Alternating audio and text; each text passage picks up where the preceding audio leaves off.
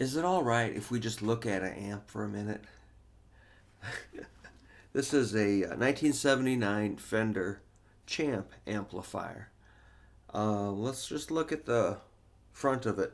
This is called the faceplate, and you can see it's silver. Uh, those came out probably 1968, 69, somewhere in that time, and they probably quit making silver faces something like 81, roughly. So the silver face Fenders are sometimes people might put them down a little bit, but there's nothing wrong with silver faced Fenders. They're really cool. So yeah, that's a silver face. It's got the blue. What do you call it? Kind of a line, like a very thin line going around. I forgot, like a border. And there's the Champ in that cool blue ink. So here's your LED or LED. No, it's a regular light bulb. When you turn it on, that little bulb lights up, and this is the red jewel light that will glow beautifully. Here's your on-off button right on the front, very handy. Here all you have is a volume control. You're going to plug into probably input 1 or 2. I usually plug into 1. So you got your volume control. For some reason, Fender amps always sound perfect at 3, but you can turn it wherever you want. Here is, looks like treble. Looks like I've got it at 7. I usually don't turn it all the way to 10. I turn it to about 7 or 6. But you can put it wherever you want. And then your bass control. You try to get more bass out of it. This little guy's not going to be super bassy, but cranking it to 10 doesn't help. I usually just, 6. Fine. No problem. You can't lose with this. 3, 7, 6, something like that. All right, here's the grill cloth, and it's got the logo screwed on there. Goes into the wood. There's a little wood triangle in there in the corner. But this is the grill cloth, which probably has a little bit of shiny, reflective, beautiful silver in there. And check out how this is slanted. That's kind of cool for the faceplate. On top, you find the handle, and these little rails have 2 screws. You got to reach in underneath it, hold the nut, and then turn the screw, lift these off, and then you can slide the chassis out. Let's flip it around. In the back, what do you got? Well, not a lot to see. You got your serial number here. Some business about speaker, 3.2 ohms, 6 watts RMS. And there's a little indication pointing to the fuse. And without opening this up, we can't see that much, but there's, feels like a couple of output tubes here. Those are 6 V6.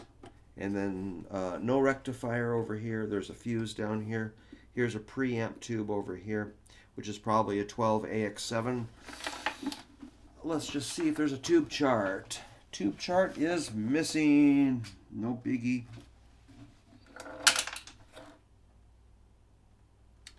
All right.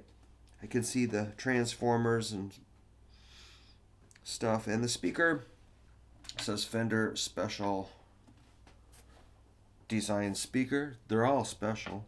Probably a 6-inch speaker. It's round. And there's no like external speaker jack, so you can't plug it into a cabinet unless you modify it, which maybe I should do that. You can also take this little panel off with 2 screws, or this panel off with 2 screws if you want to change the speaker or take the chassis in and out. And it's got these metal feet, which are pretty cool. The Tolex wrap is really nice. It's got some staples, 3 staples here. Really smooth, nice. So it's pretty light.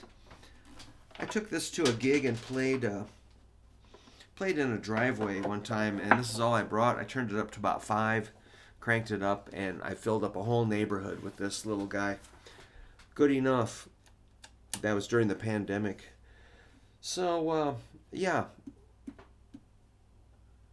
This will distort if you turn it up. It's kind of cool sometimes. Sometimes it's kind of muddy and weird. But normally I just need these to be something to play on stage and maybe put a mic on it, or I have played a lot of shows with this amp using them, just miking it up. And it's plenty loud for on stage. In fact, I got told to turn it down. uh, so a little 5 watt amp, really cool. Um, if you mic this up in the studio and listen back, you can't really tell that it's a small amp. It doesn't like sound puny or anything. In fact, it sounds pretty awesome. We used these on our last album. We had a whole bunch of champs sitting there, and we were kind of rotating them in and out, different amps.